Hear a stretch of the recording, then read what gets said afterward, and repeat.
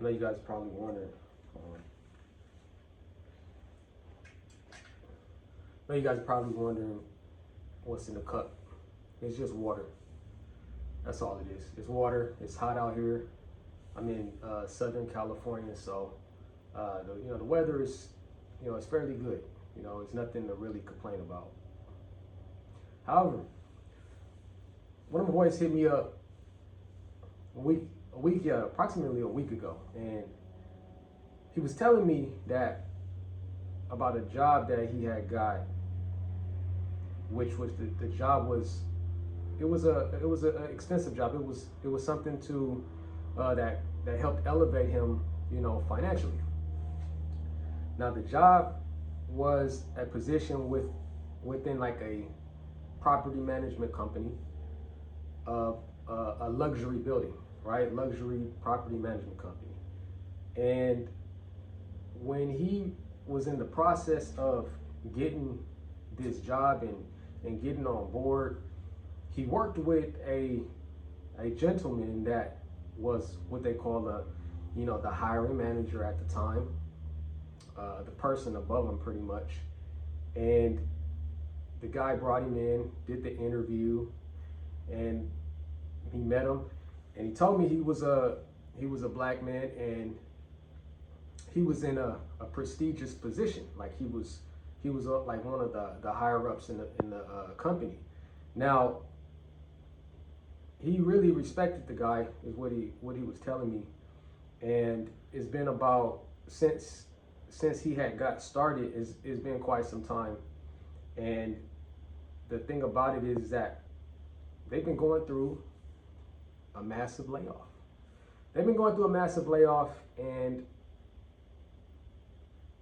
And what happened was, the guy that hired him was well respected, and he was considered liked by everybody. I'm talking about, he was saying, from other property companies, from the part of town that he was in, as far as the next state.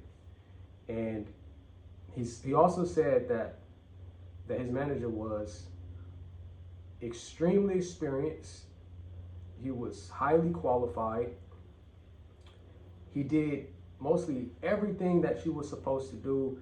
I mean, like structural wise, the dude was like, he had everything going.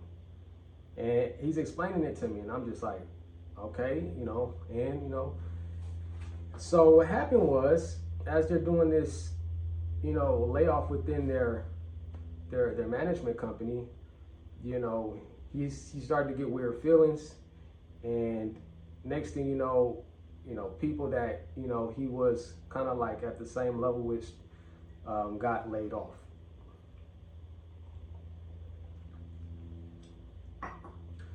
So they had got laid off, and things got a little bit dicey, because once you start seeing that happen, then you get a little shaky about where you at, where your position and stuff like that. So he said that he had showed up again on a following working day, and he had walked in, and like everybody was just looking all like extra weird, man. You know what I'm saying? Like just like unusual. Everybody's character was just off. It was something off. And one of his other guys, I guess he was like, he was above him a little bit when it came to a position. He said that, hey, look, John just got fired. Now, that is the manager that brought him on, that he was talking about, that was well respected, and in a predominantly Caucasian type setting, which a luxury apartments and buildings and stuff like that. It's very rarely that you see somebody that's black that's in that position. And based on what he was saying, like he had a ton of experience, years worth of experience. I mean, just he said that he had set up so many other luxury high rises, and they like that. Now, keep in mind is that the guy that he was talking about, He's like in his 60s. He's in his 60s, yo. So someone like that more than likely would have had started so long ago. And if you fast forward to 2026, you're like, okay, if you're like, put yourself in an age bracket. Let's say that you 60 something years old, right? You got you a wife, right? You got your kid, but your kid is a little bit older. They grown and, you know, in college or whatever, so it's not that big of a stint, you know, on a kid perspective. But put yourself in a position like that. What are you supposed to do at 60 something years old? You at the top of your game. You at the top of your level when it comes to making money, and a company just grabs you by the throat and pulls your throat right out of your body, takes your heart, which I'm sure, it sounds like to me that the guy was deep in. He's been doing this for a while. If you have a lot of experience, takes your heart, rips it out of your chest, and say, hey, look, appreciate your services, but we don't need you anymore. So my boy was like, man, he said he felt so low. He felt so low, man. And the reason why is that he thought maybe it would have been him that would have been cutthroat from a position based on, you know, whatever that they thought that they was going through. But in fact, it wasn't. It was the top guy, man. And that's the thing. It's like, you guys can't fall in love with these jobs, man. You know, you get them, you try to stack your bread, and you gotta move on to something that's big, right? You gotta move on to your purpose in life, because these people don't have any souls. They don't have any souls, and they're gonna protect their bottom line no matter what it takes, right? So after that, man, you know, he said that, you know, he's seen him a couple of times, and he just looked out of it, man. Like he didn't even really recognize him, like, you know, like he normally was. He said that he was a type of person that was really like, when he meets you, shakes your hand, really chipper, you know, big smile. The aura was, like he said, the aura was always, you know, so positive. And even at that, he said when he ran into him again, you know, it was still positive, and, you know, but it was just something like, my guy was just so upset because he felt that it was just nothing that he could have had done. You know what I'm saying?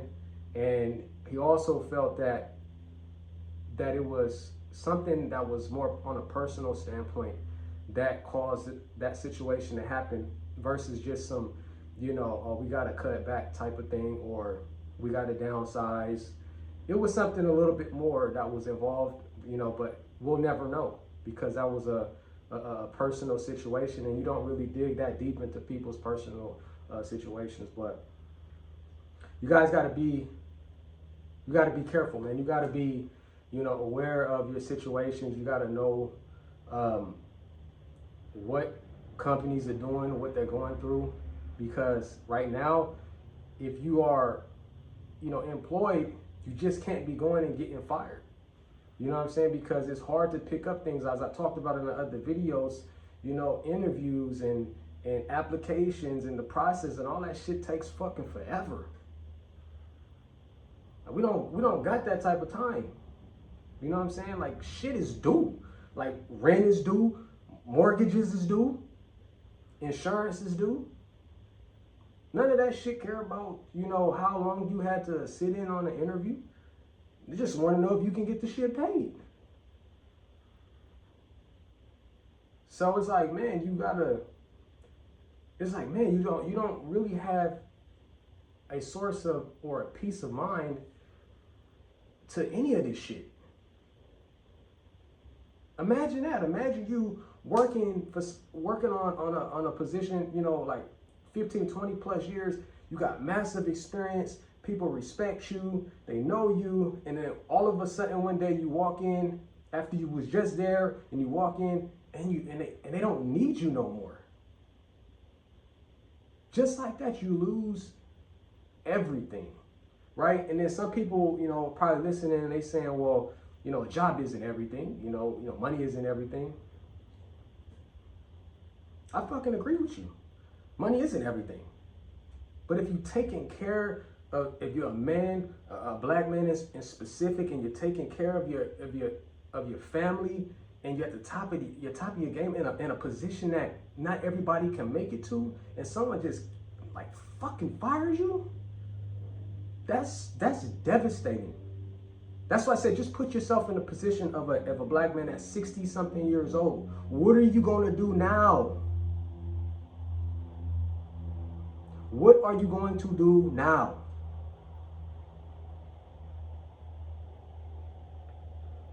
Nasty work, man.